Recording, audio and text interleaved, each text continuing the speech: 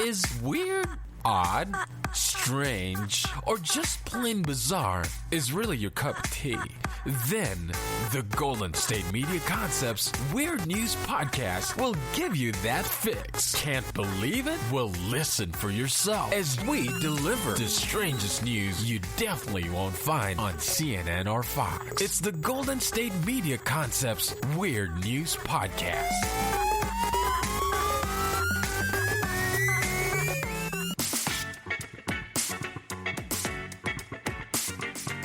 Hello and welcome to the GSMC Weird News Podcast, brought to you by the GSMC Podcast Network. I'm your host, Moog. How are you this week, everybody? I am fully vaccinated. I only had a day of half downtime. On a scale of 1 to 10, I was 2.53, maybe 3 in sickness. They say you get sick on your second shot. Well, not everybody, just special people.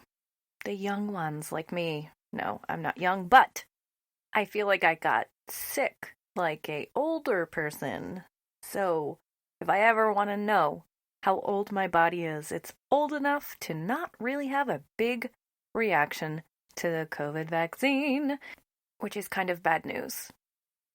But good news that my cousin, who is 6 years younger than me, had a really big reaction. I mean, what's 6 years? Come on. Am I really that different than someone 6 years younger than me? I'm not 70. Come on. Or am I? Because you'll never know, because radio is not a visual medium. Enough about that. We have a great show for you guys today, you weirdos. We have a great story about a teacher who told some students something or something else about farts. We're going to lead with that story today because it just tickles me. We're also going to talk about the crisis level chicken shortage we're experiencing in the U.S. We're going to do tic-tac-toe, of course. We're going to talk about the great black radical you've never heard of, and that does not refer to math equations. And we are going to talk about pollution, because that's what I like to talk about. That's my thing. All really uplifting stuff all the time with me. Never stops. We're going to start with an article I like to refer in my mind to as the fart teacher. A high school English teacher in Ontario, Canada this week will face charges of professional misconduct after allegedly telling a student to, quote, lick me where I fart. According to a notice of hearing from the Ontario College of Teachers, Jennifer Elizabeth Green-Johnson, who teaches grades 10 through 12 at a Dunnville secondary school, has also been accused of calling a student a bloody pedophile and allegedly said another, quote, looked like a frumpy old lady today. Who is this woman? Upon being offered muffins by a student in exchange for a passing grade, Green-Johnson also allegedly said, quote, you mean a bribe? I'd be able to shit for a week because of all that fiber. How do those two sentences connect? A bribe, shit for a week. Green-Johnson also allegedly said, quote, get that effing thing out of here to a student who brought in coffee, told a student, quote, I have never said this to a student before, but F you. And she didn't say F, she said the word. And said, quote, it's debate, not masturbate, to the class, all within the 2015-2016 school year. Oh my God, I love this woman, but also she's awful.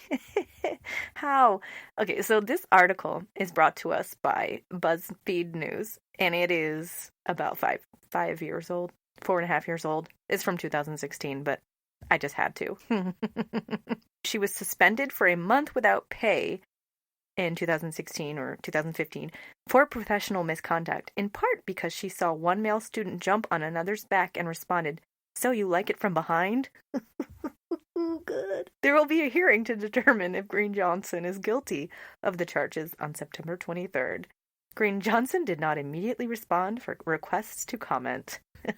Who is this woman? She had a bad life, day, week, month, career. She had a bad career. And I'll have you all know that Google is back, my good friend Google. And let's see. Hey, Google, tell me about the teacher Jennifer Green-Johnson who said, lick my fart. An Ontario teacher who told a student to lick me where I fart and called another student a bloody pedophile has had her license suspended for 2 months. Jennifer Elizabeth Green-Johnson was found guilty of professional misconduct this week, following a hearing before the Ontario College of Teachers. Great. Thank you. So Thank you. I always try my best. Thank you. I was going to Google that, and I figured, you know who can Google things for me is Google. So yeah, the update was she was officially tried and convicted, and her punishment was 2 months. That's some, I'm gonna say it, that's some police level of slap on the wrist. Like a police person can fully kill someone, and they'll be like, you lose a 6-month salary or something. And like this teacher fully is just going around saying a bunch of crazy stuff all the time. And they're like, you just don't go to school for 2 months and then come back and keep doing it. I bet the 2 months that she had off was like July and August, probably, because that's the country we live in. What a tragedy. You go, Jennifer. Lick me where I fart. Indeed. Okay, great. We are moving on to a story about a chicken shortage, and that's happening right now. I clearly lied about the fart teacher. That was not happening right now. But I feel like it is. Does anyone else feel that? Okay, the chicken shortage. Now, maybe you have heard of the chicken wars, the quote chicken wars that a lot of fast food restaurants got into in the year 2020, perhaps even before. But Popeyes suddenly brought out this sandwich, and the world went crazy. And then they started a chicken war with KFC and Bojangles, and everyone was out to get each other to have the best chicken sandwich. And lo and behold, that combined with everyone staying home and cooking for themselves for the first time since people stayed home and cooked for themselves, which was maybe before the 1900s even. I feel like people used to stay home and cook for themselves up until like the 1960s, 70s, and then bam, the 80s hit, and we were just too busy working out, jazzercising to stop and cook, so we would just grab a little something on the way. This is my personal theory. I have no way to back this up. Okay, we're going to talk about the chicken shortage because of the chicken wars. America's love affair with chicken is leading to shortages all across the country, much of it being fueled by the chicken sandwich craze at fast food chains. Restaurants such as KFC and Bojangles said they are having a hard time keeping up with the soaring demand. It's not just chicken sandwiches. Chicken wings are also flying off the shelf.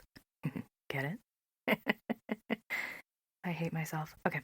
Experts say February's massive winter storm in Texas also contributed to gaps in the supply chain. And here we are at a chicken shortage. Meatless Mondays, anyone? Give it a try. I really wonder if like every human on Earth, or at least in the United States, just does not eat chicken on Mondays, if like we can literally solve this shortage in like 1 week. Because how many millions of less of bites of chicken will be taken? I just solved the problem, everyone. Wake up. Don't eat chicken on Monday.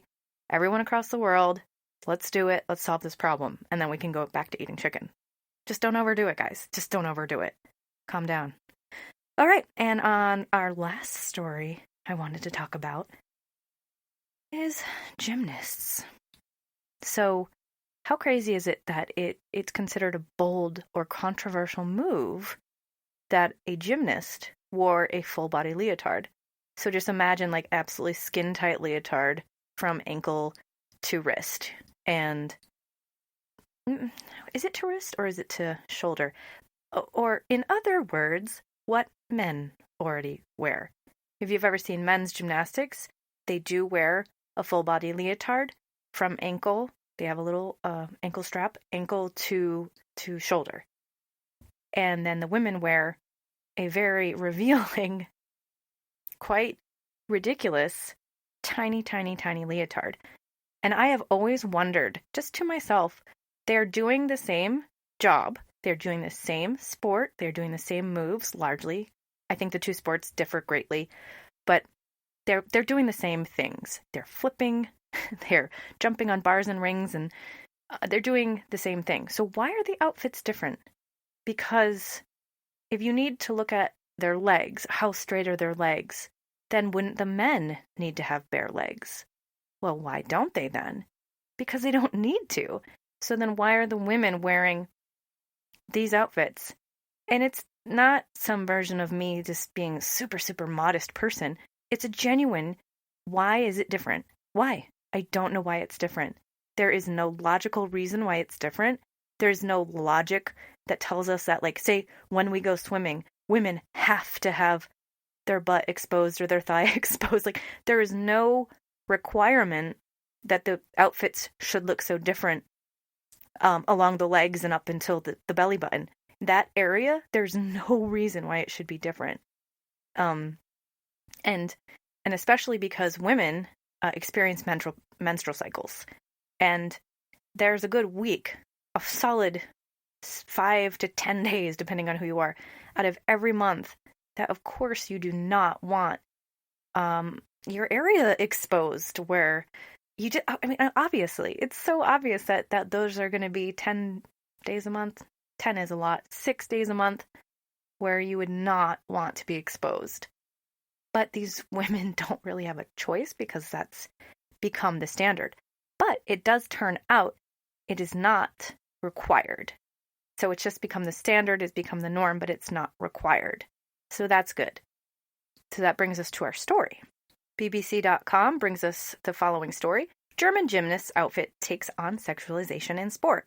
She did not break any rules, but Sarah Voss's full-body suit this week at the European Artistic Gymnastics Championships defied convention. Good for her. Until now, women and girls have only covered their legs in international competitions for religious reasons. Voss, from Germany, said she was proud of her decision, and she was supported by her country's gymnastics federation. 2 teammates then did the same on Friday, wearing full-body suits during the women's all-around final. The German federation, DTB, said the gymnasts performing in the Swiss city of Basel were taking a stand against, quote, sexualization in gymnastics, adding that the issue had become all the more important to prevent sexual abuse. And we all know about that and how rampant it was for so long. Quote, we hope gymnasts uncomfortable in the usual outfits will feel emboldened to follow our example, said Voss. Elizabeth Seit from the German team said that it's one less thing to worry about, as there was no risk of revealing anything by accident, which is, yes, a no-brainer. It's always confused me. It's always confused me why it has to look that way. Voss explained her decision in an interview with public broadcaster ZDF.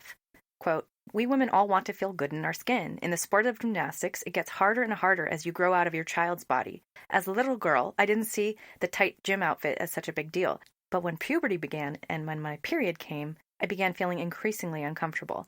The German Federation said sport and gymnastics should be fields where female athletes felt comfortable in their clothing at all times.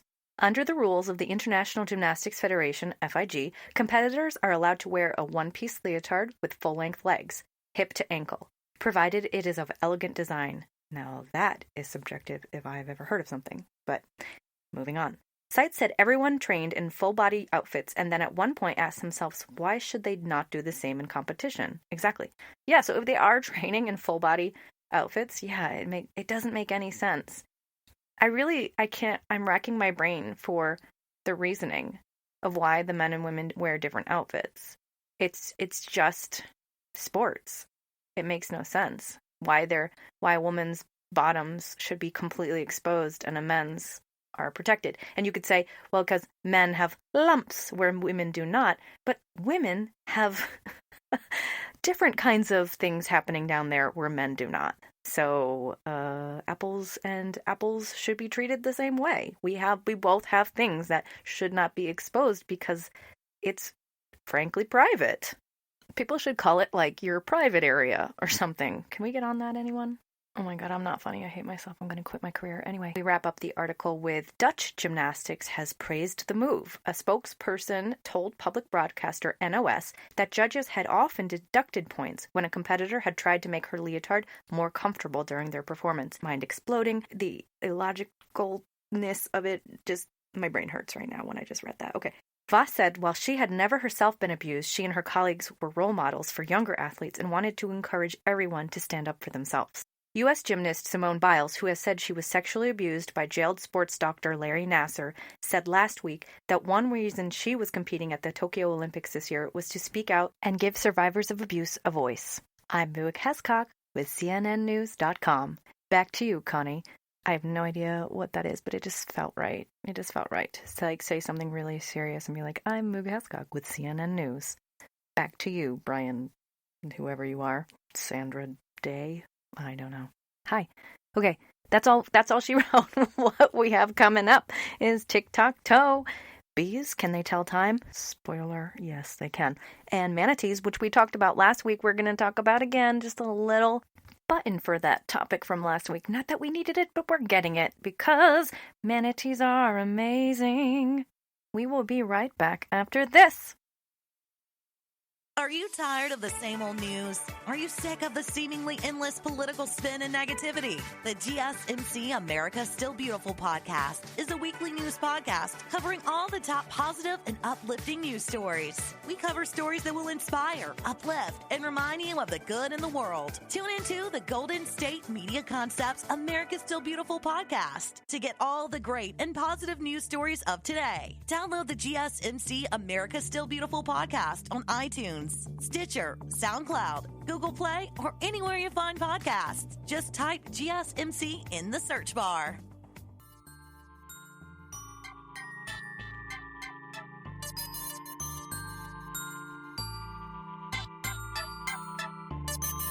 And we are back. Hello. Welcome to the GSMC Weird News Podcast. I'm your host, Moog.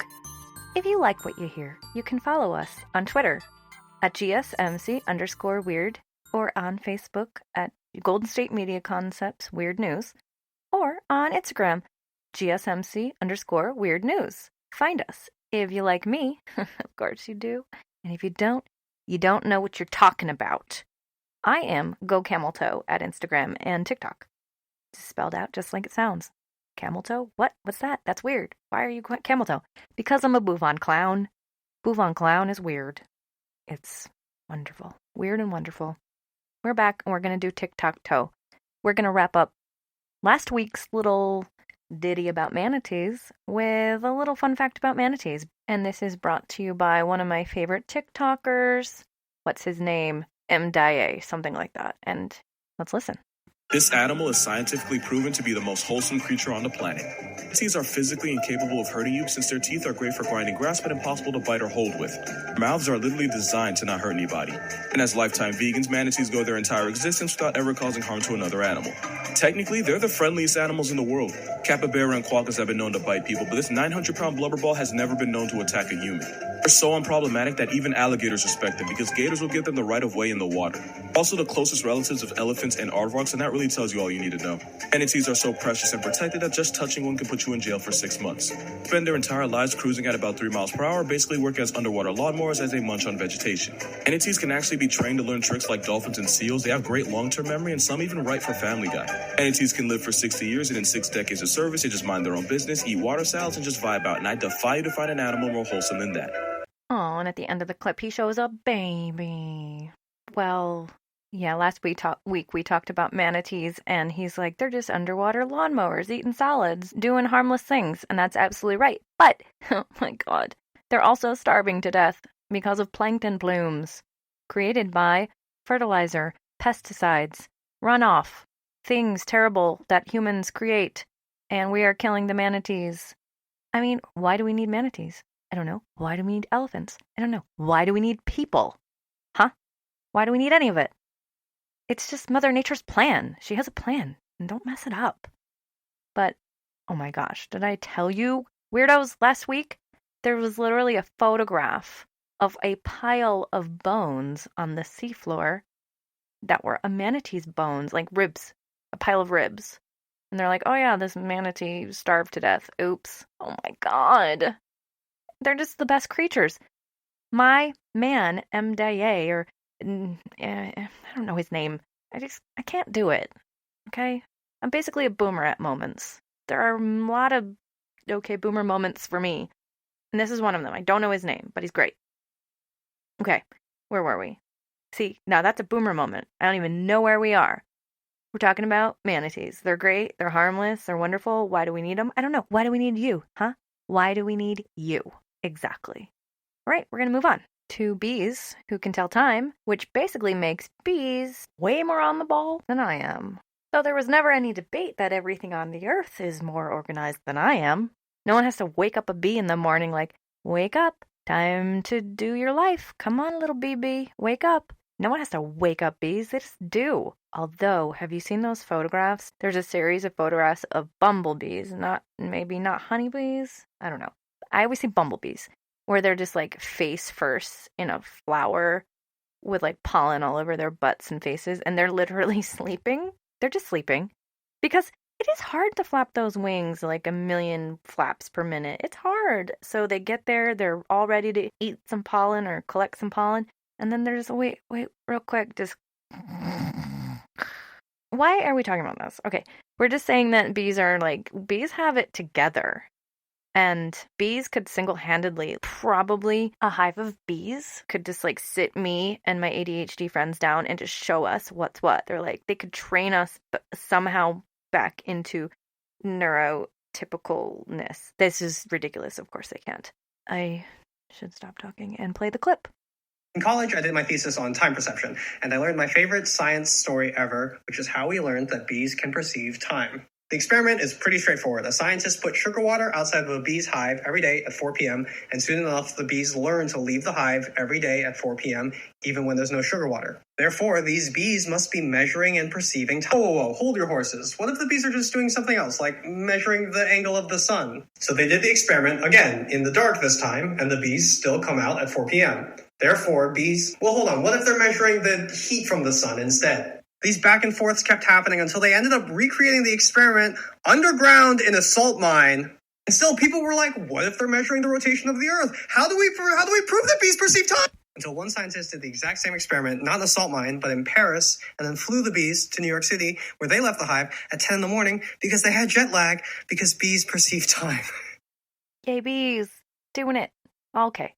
Anyone who's ever lived on a farm or has ever had a dog or a cat, anyone can attest to the same thing with their dogs, cats, and farm animals, because I've spent a lot of time on farms. I've had a lot of dogs and cats, and every dog on this planet, if you feed your dog every day at 7 p.m., at 6:45, they'll start staring at you, or they'll start whining, or they'll start staring at their bowl every day at 7 p.m.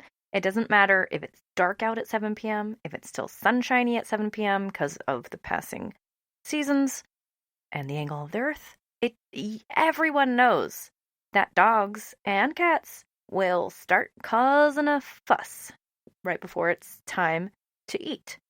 And the farm animals, I mean, some cows, if you're milking your cows and if you're bringing them in every night at the same time, some cows will just wait at the gate being like, we're ready to come in.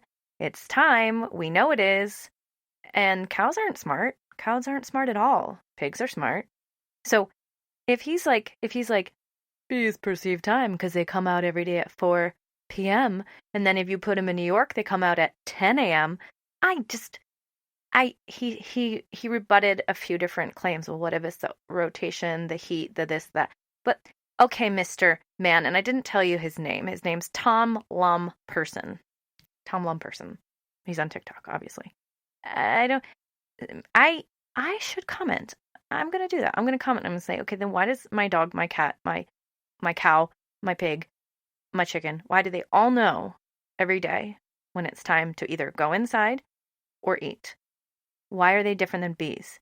I guess that's what I want to know, is why are the bees' perception of time different than the other animals' perception of time? Or maybe it's not. And maybe what he's saying is that we've always known mammals and farm animals and domesticated animals and animals. Maybe he's saying we always knew certain... what kind of animal? How do I describe these kinds of animals? Certain animals we always knew. But he's like, oh, but these are insects or something. And we didn't know what about insects. Like, do ants know what time it is? Like, guys, I'm exhausted by this thought process. It's hard for me.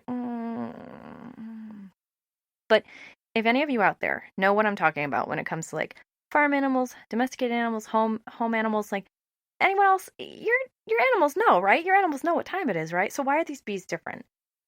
Okay, so the best thing I can come up with is that like they were like, well, we always knew about other animals. We just didn't know about bees. That's my best guess.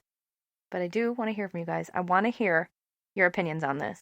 What do I have wrong? What do I have right? Just like rip me a new one. No, don't. Please don't. I can't handle it. I will cry. I will literally cry. Don't do it. okay, maybe I won't cry, because actually today outside the Dunkin' Donuts, there was this very unpleasant man who was without a home, and he first asked, can I want to get a coffee. Do you have $5? I was like, no, sorry, man. And he's like, well, how about $1 or this or that? And he, as I walked away, he said, a couple other things. How about $1 or how about, I don't know. And then I heard kissies. I heard smooch, smooch, smoochy, smooch. And I said, excuse you, you may not talk to people like that. And this man lost his mind. He fully lost his mind. And I'm not kidding. I mean, he was obviously an unstable person, and like, oh, what should you do in these situations? Like, how dare I react imperfectly to a situation I should have never been put in the first place? Like being kissied at by a really yucky person who has no business kissing anyone they don't know ever. Like kissy faces. It's just not okay. Don't do it. Yeah, so, I'm so sorry I didn't react the perfect, absolutely, like, formulaically perfect way. But, who cares? I'm not the one on trial. No one's on trial, but you get what I'm saying. So I just was like, do not do that. You may not do that to people. It's not okay. And he lost his mind, and I like ran into the Dunkin' Donuts. I got my coffee. I came back out. And as I came back out, like, this is a scary part of being, I will say, a woman. Like, I don't think it's the same if you're a man. Like, if you're a man, if you're a fully man, and a man's like, hey, get me coffee. First of all, I don't think he's going to kissy you. And then I don't think you, big man of you, will come back out of the Dunkin' Donuts and this man will continue on and, like, get violent and aggressive. Like, I don't think he'll do that to a man. I don't think he will. So I come back out and he just starts screaming at me, and I'm like, leave me alone. I get in my car and he comes up to my car and, like, no less than 5-6 times, like, pulls his arm all the way back like he's gonna punch my car with all of his might, and stops like a millimeter before actually touching my car. And he just keeps doing it over and over again. And I guess maybe he learn the hard way that if he actually touches somebody's property, like, then he can actually get in trouble. But if he just, like, throws air punches, like, he can just get out the angst, but not actually, there's no law against, like, air punching, I suppose, right? So, like, kind of a genius move there. But he, like, air punches my car with, like, all of his might, like, 5-6 times. And people are just watching, like, okay. And, like, all because I was like, don't kissy me. Like, don't do it. So, like, is the solution that I just allow every man on the planet to kissy me? Because, it's because we live in a world where it's safer to just get treated badly, to get treated in a degrading way, to get harassed. I'm somehow safer just getting harassed than saying, don't harass me. Like, is that really the world we have to live in? So the whole reason I started talking about this is because I said, if you say something mean to me, I might cry. And I did not cry. While he was air punching my car, I opened the door and I said, I'm not afraid of you.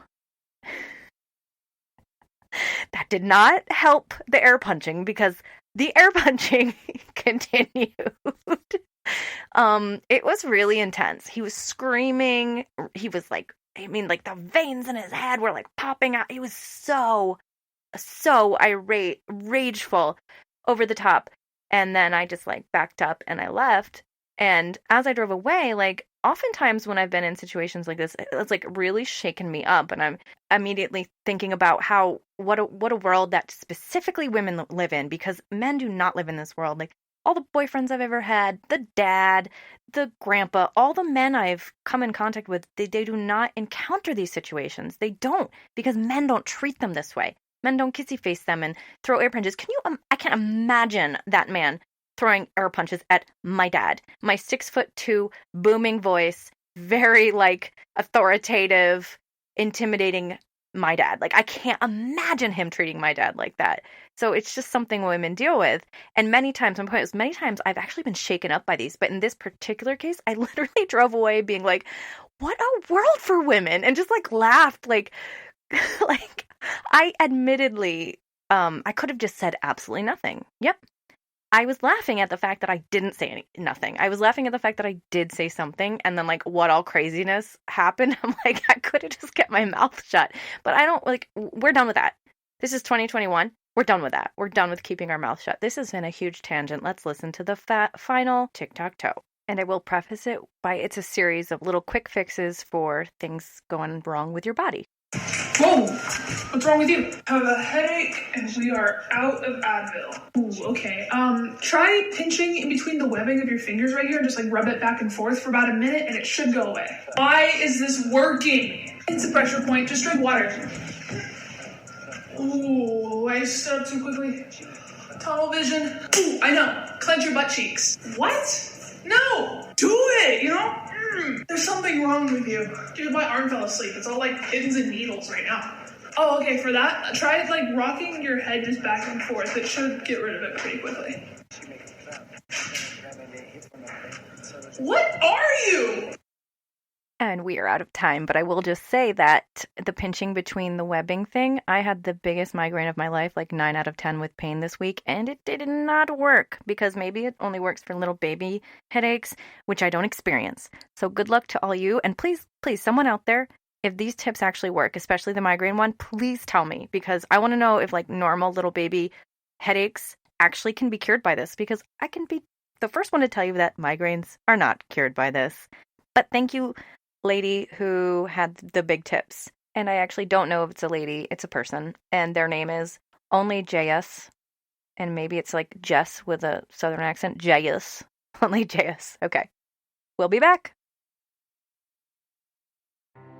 The GSMC Life and Happiness podcast takes you on a journey of exploration. We'll discuss tried and true methods alongside the latest trends of how to best live your life to its fullest and happiest. From psychology to meditation, science to self-help books, the GSMC Life and Happiness podcast will help you to discover what makes you happy and how you can live life being the best you possible. Download the GSMC Life and Happiness podcast on iTunes, Stitcher, SoundCloud, Google Play, or anywhere you find podcasts. Just type GSMC in the search bar.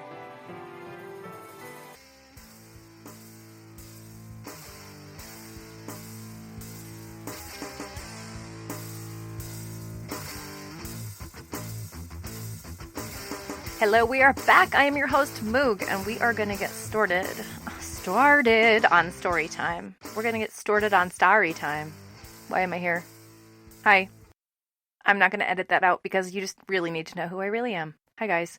So we're going to start on story time, and it doesn't matter how I say that anymore. We're going to start on story time. Great. Perfect. We are going to talk about the great black radical you've never heard of. This is from an article in thesetimes.com by Peter Cole, who also happens to be the author of a book about Ben Fletcher, a famous black radical who was an industrial worker, and they have a special name, and that name is, do I remember it off the top of my head, or do I actually have to look? A Woolsey, a Woody, a Walsley, a Woofy, a Woolsley, I can't do it. Okay, I literally had to look, and it is called I lost it again. A wobbly. It's called a wobbly. And they are industrial workers of the world. Are they really of the world, or are they of just the United States or select countries? Are there like Peruvian, why can't I remember this stupid word? Wobbly. Are there Peruvian wobblies? Are there Antarctican wobblies? That's not fair. I think Antarctica is supposedly uninhabited, because all the people that live there are just temporary, they're seasonal, so it means they don't live there. So I think it's uninhabited, so okay, Antarctica's out of the running, but you know what I'm saying. Really, is it of the world, or is it of the US, and we're just playing fast and loose with world? Like the World Series. I said it, we're playing real fast and loose with the word world, okay? So let's get started on this fantastic story time about Ben Fletcher, written by Peter Cole, and I was saying that Peter Cole wrote a book about Ben Fletcher, called Ben Fletcher, The Life and Times of a Black Wobbly.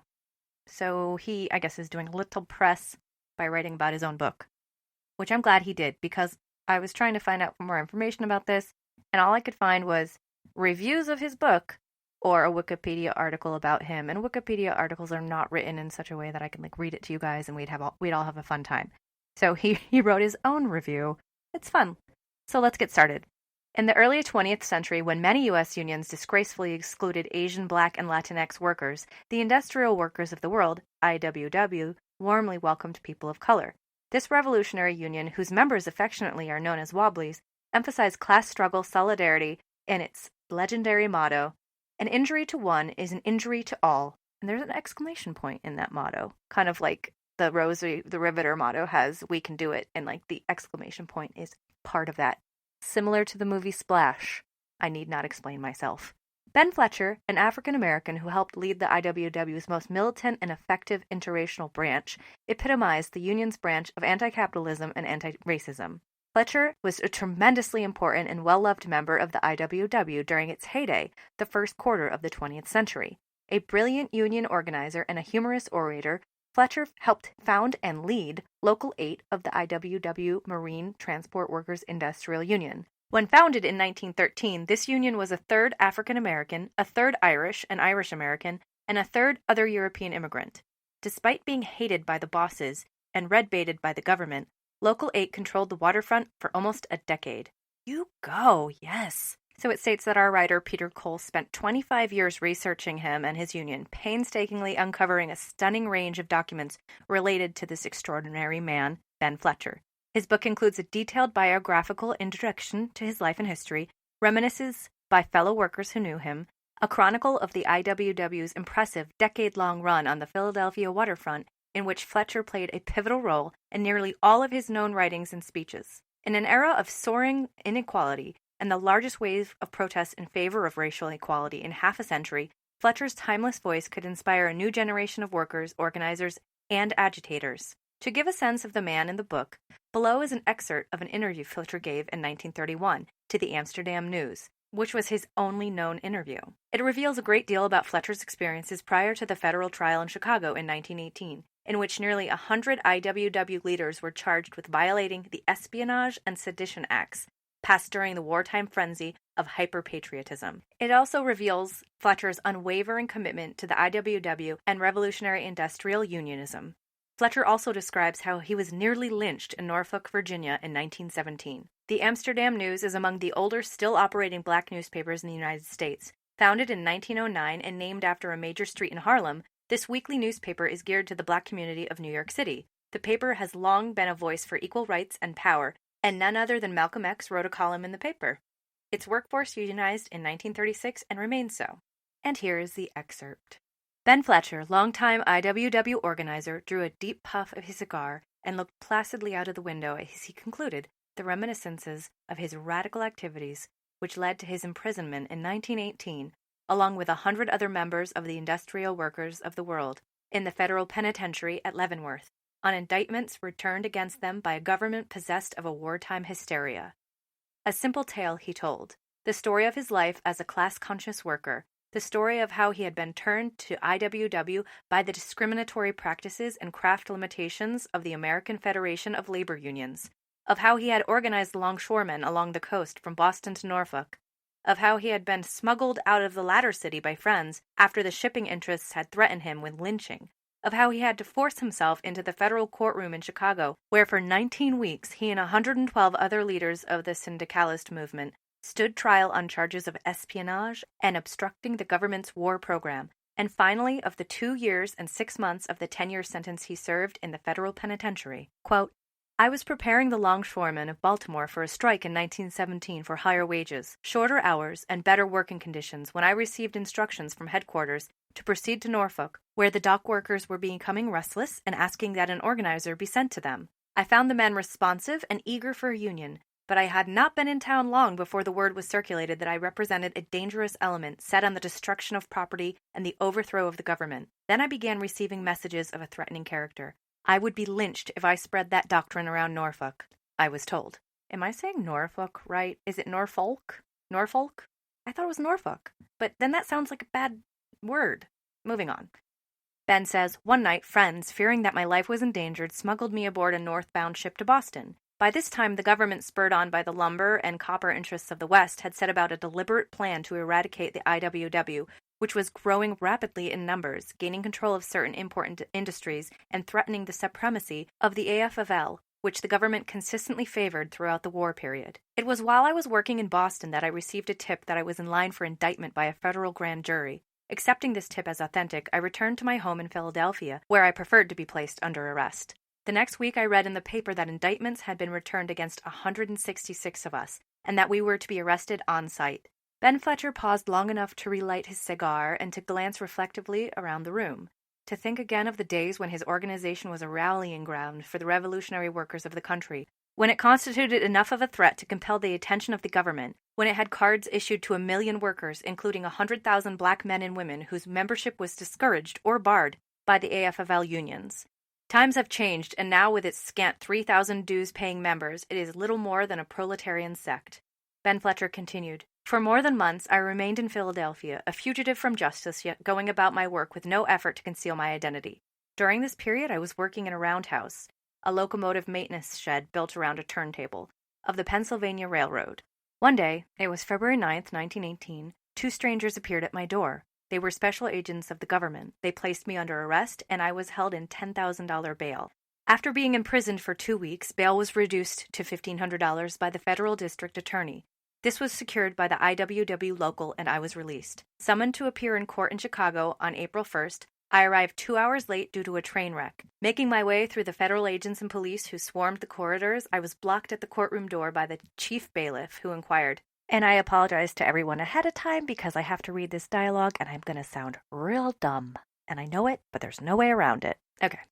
I was blocked at the courtroom door by the chief bailiff, who inquired, "What do you want in here?" "I belong in here." "Oh, a wise boy from the South Side want to see the show." "No, I'm one of the actors." "Take that stuff away. You can't get in here." Insisting that I belonged there, I pulled out my card and told him to go in and see if Ben Fletcher's name wasn't on the indictment. He left the door in charge of the assistants, went in, and returning announced, "He's Ben Fletcher, all right. Let him in." And then I walked into the courtroom and into the federal penitentiary. Ain't that the truth? He walked directly into the federal penitentiary from his trial, because the world is not fair. At the end of this article, it says, quote, "Some people are taken to jail, but Ben Fletcher just went in." Quote. What does that even mean? I don't know. So Peter Cole is a professor of history at Western Illinois University, and he's a research associate in the Society Work and Development Program at the University of Witwatersrand in Johannesburg, South Africa. And I bet it's not called Witwatersrand or whatever. I bet it's like Witwatersrand or something weird. I don't know. Am I being weird? I'm always being weird because this is the weird news. But am I being like weird? Okay, yes. The answer is yes. He is the author of Wobblies on the Waterfront, Interracial Unionism in Progressive Era Philadelphia, and the award-winning Dock Worker Power, Race and Activism in Durban and the San Francisco Bay Area. Durban and the San Francisco Bay Area. What? He's also the founder and co-director of the Chicago Race Riot of 1919 Commemoration Project, CRR19. His Twitter is at Prof. Peter Cole. I know it's not called a tweeter. I'm not that stupid. So can I just say that it sounds like he wrote the same book 4 times? Am I allowed to say that? Right? Doesn't it sound like he wrote the same book 4 times? He's like, no, listen, these dock workers. And you're like, okay, we hear you, these dock workers. And he's like, no, but listen. These industrial dock workers. And we're like, oh, okay. And he's like, no, but the ones in San Francisco and Durban. And we're like, yeah, okay. And he's like, no, but the ones in South Africa. And we're like, okay, yes. I really wonder how different the racial issues are in South Africa than they are in the United States. I would assume pretty similar, because they, in my mind, and this might not be the truth, they are 2 hotbeds of really extreme racial segregation, apartheid, slavery. Like they seem like the most similar in terms of extremism and racism and segregation. So that's just, it must be similar. So I want to know, what the heck is Durban and San Francisco Bay? Like, and how are the 2 related? Okay, we're going to talk to Google, because that's what I do. Hey, Google, where's Durban? Durban, South Africa is 8,981 miles away. Okay, great. So Durban is South Africa. And of course, San Francisco is America. So he compared and contrasted them. And I'm too lazy to read the book, but I bet they're very similar. And that was the whole point of comparing those 2 specific locations. And isn't it so fascinating, of all the radicals we never hear of all the people who do these amazing things, and they just get wiped aside in history, yet we all know who Christopher Columbus is and Amerigo Vespucci. We learned these things. We learned that in 1492, Columbus sailed the ocean blue. We know that. And the funny thing is, we know that, but it's not even accurate. But meanwhile, we don't know these other things at all. So it's just they pick and choose what we learn about. And I swear it takes getting to adulthood to really find out the other stuff. But I'm aging myself because when I was young, 80 years ago, I did not have Google. Can you believe that? I did not have Google. I did not have a phone. I did not really have much of a computer where you could just look up any fact at all ever. I remember growing up and it was like a big deal to get a set of encyclopedias because literally without encyclopedias, you had no way of looking things up. This is my real life.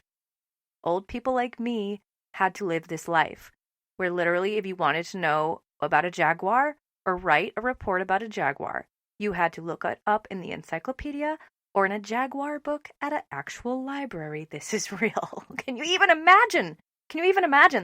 That was my life. So my whole point was we just pick and choose what we learn. We don't hear about all these cool people. Like, do you know who invented the color television? Of course you don't. Yet we know this garbage about Columbus.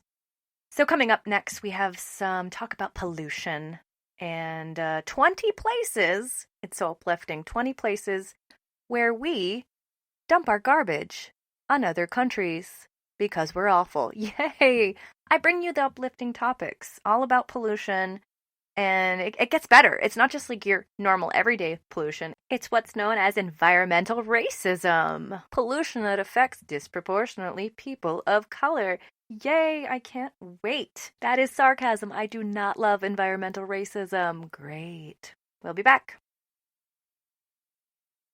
Tired of searching the vast jungle of podcasts? Now listen close and hear this out.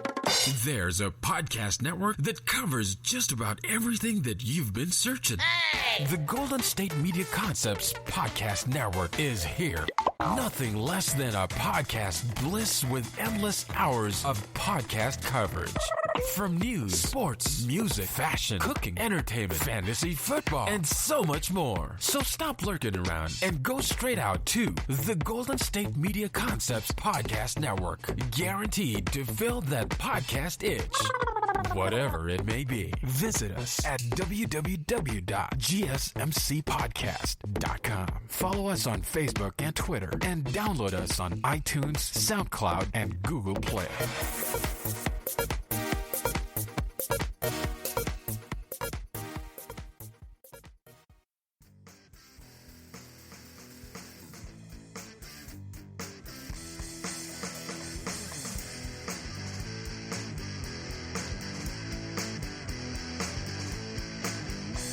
And we are back again. Hello, welcome to the Weird News Podcast. I am your host, Moog.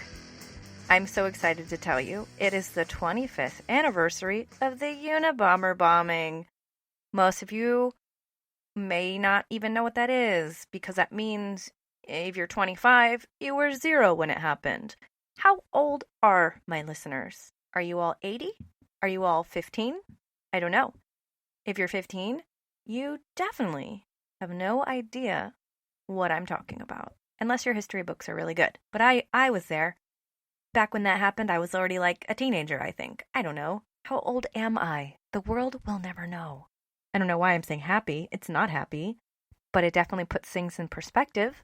I think that was one of the first big, weird, white guy killing a bunch of people moments that I remember.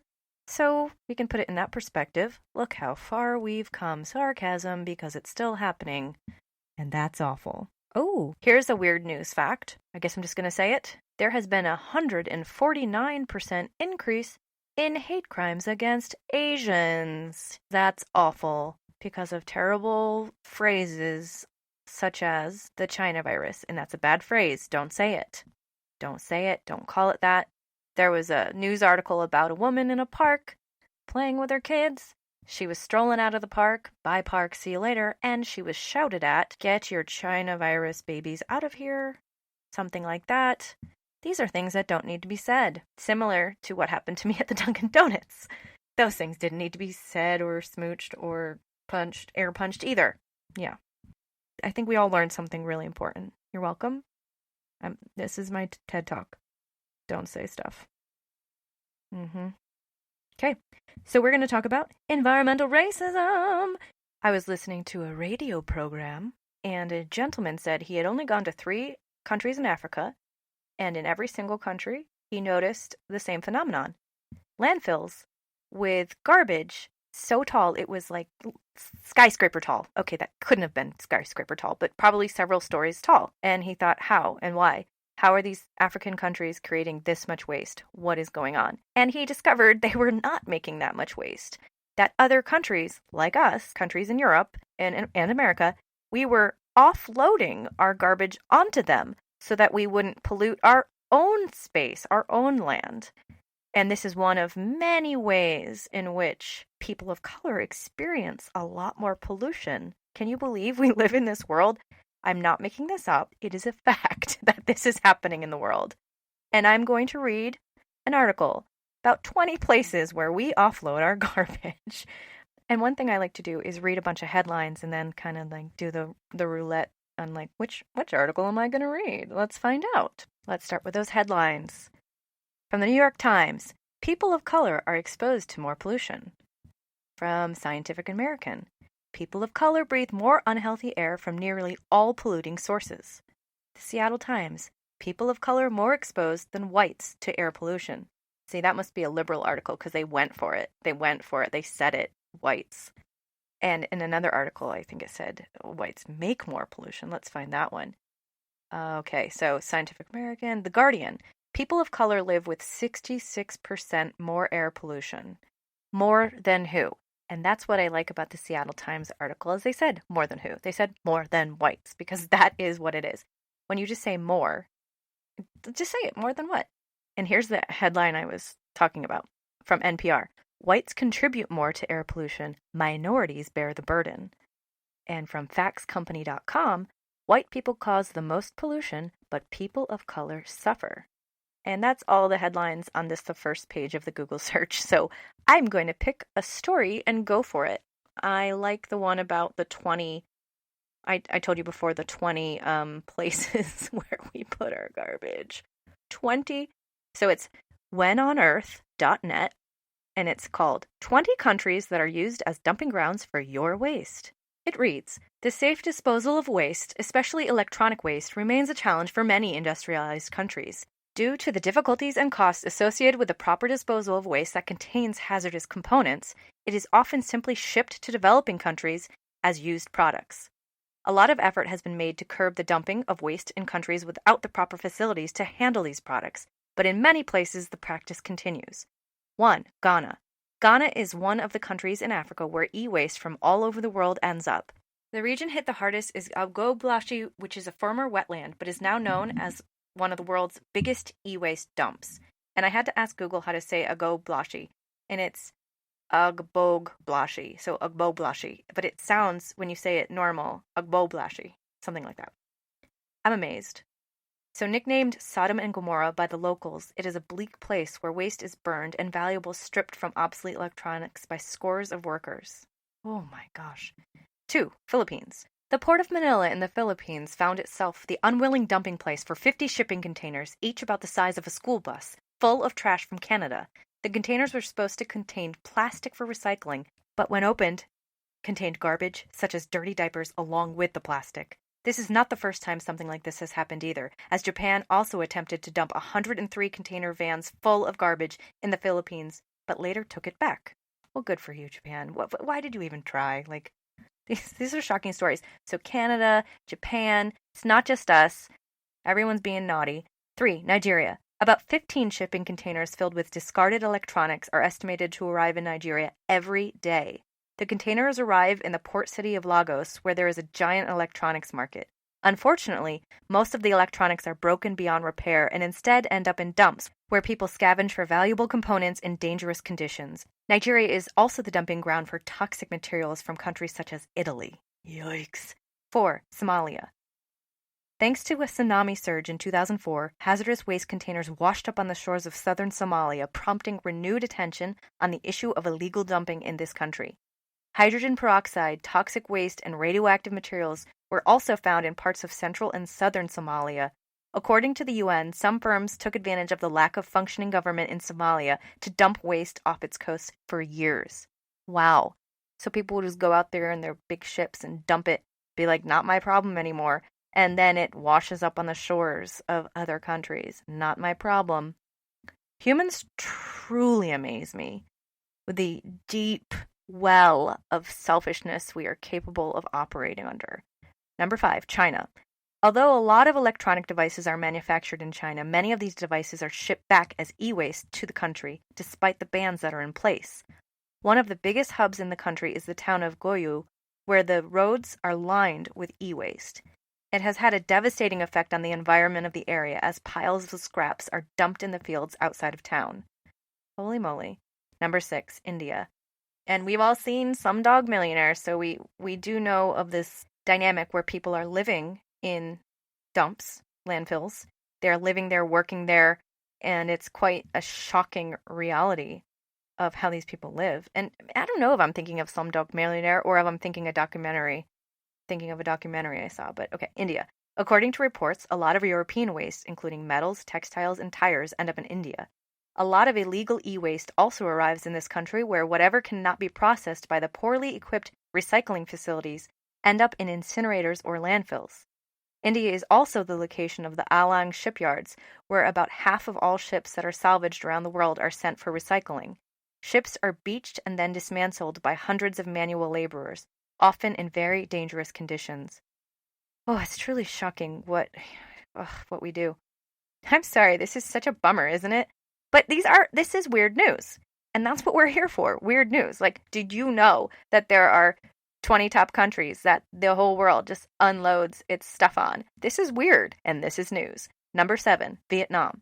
In addition to the e-waste generated by its own growing IT industry, hundreds of illegal operations have been exposed by agencies such as the Ministry of Public Security's Department for Combating Environmental Crimes. These include the illegal importing of 340 tons of electronic spare parts by one local firm, as well as thousands of used laptops, computer screens, used electronic chip panels, and used chargers brought through the border gate by another company. Vague. The country is also home to the rubbish metropolis, Ming Kai Village, which receives waste from Vietnam, Europe, and Asia. Number 8, Pakistan.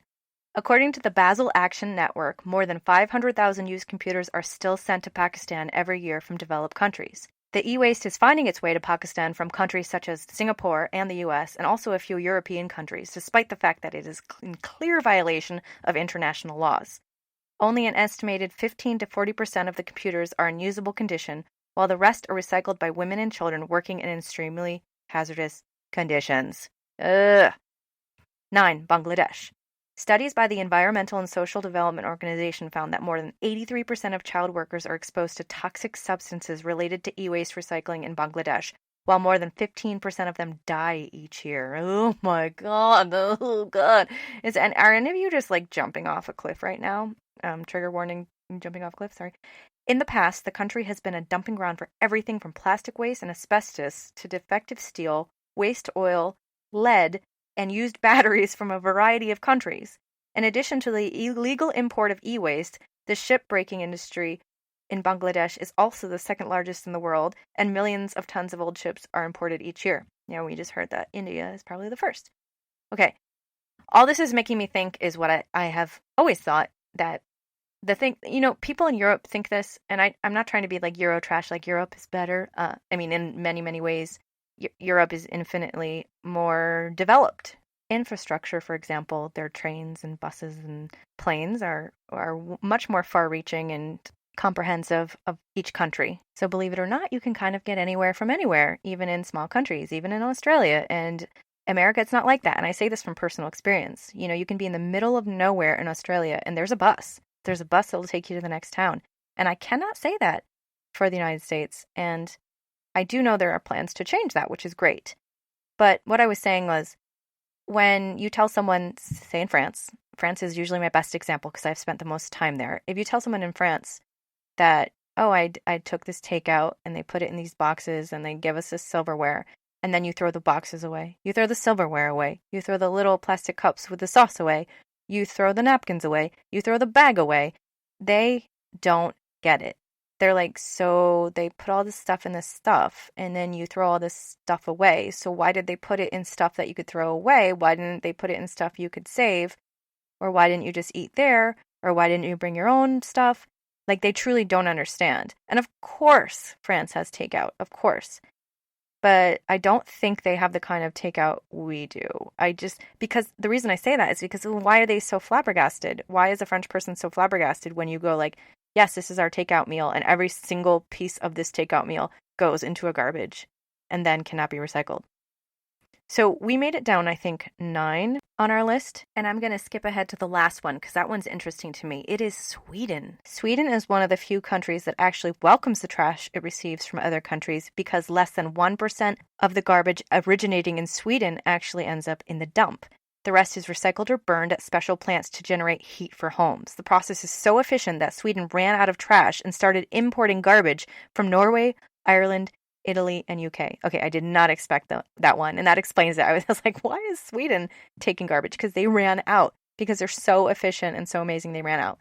But what was I going on and on about? I was going on and on about why every time we eat out do we need to get a knife and a fork and a spoon? Like, is it really that hard to wait till we get home and use our own, or to bring a fork or a straw?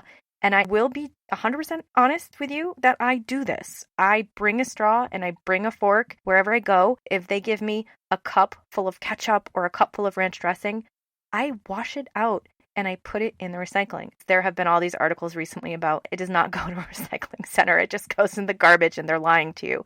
But I try. I think it's really important that single-use culture gets its act together.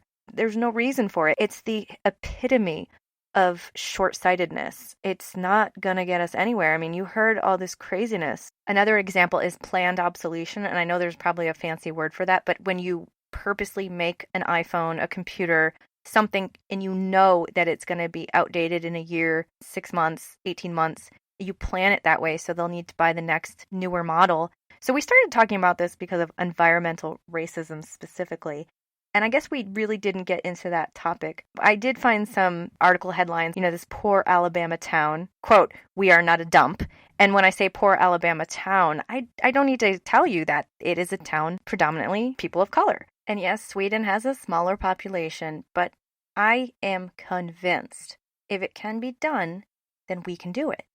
If Sweden can do it, we can do it. There are some towns in Japan where they have 16, I'm exaggerating, maybe 10, 12 categories of recycling, and they go out of their way to do all this really specific recycling, and they are an almost no-waste town because of this. So if it can be done, we can do it. And it just seems really ridiculous that we are currently overloading all these, quote, developing countries, and that is not a cool phrase to say, but I don't know the proper phrase. Somebody please tell me. Just go on our page and tell me. That would be great. I literally just tried to ask her in Google, and she said, developing nations is the term used to describe nations from Africa, South America, and Latin America who are economically developing. And I'm like, okay, whatever. So what I really didn't get to was the environmental racism. So we talked about it, all these different countries, but let's say in America, and we have air pollution. Why is it that the people of color are getting more air pollution than the people who are not of color, the white people? And the reason is simply that they are situated in areas where the pollution is routed to these areas